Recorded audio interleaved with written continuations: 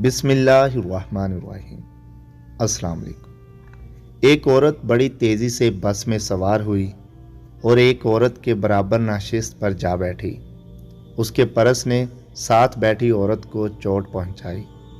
औरत खामोश रही। इस औरत को खामोश देखकर औरत ने सवाल किया, तुम मेरे परस से चोट पहुंचने के बावजूद खामोश क्यों रही?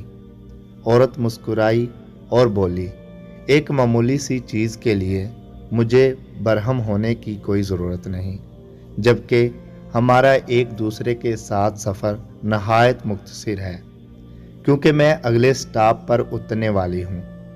इस जवाब ने औरत को बेचैन कर दिया। उसने इस औरत से माफ़ी तलब की और जो अल्फाज सोचे वो सुनहरी हरूफ से लिखने के लायक हैं। हम में से हर शख्स को ये सोचना चाहिए कि दुनिया में हमारा वक़्त बहुत मुख्तसर है। इस मुख्तसर वक़्त को बेजा बहसो तकरार, हसद और दीगर रंजिशों से तारीक नहीं करना चाहिए, और ये ख़राब रवैये वक़्त और तवानाई की बर्बादी का सबब होते हैं। क्या किसी ने आप पर नापसंदीदा तबसरा किया? पुरसुकून रहिए, नज़रअंदाज कीजिए, उनको अपनी दुआ में याद रखिए और बगैर सिला के उनको माफ़ कीजिए। सफ़र बहुत मुख्तसर है। अल्लाह पाक हमें कहने सुनने से ज़्यादा अमल की तौफीक अता फरमाए।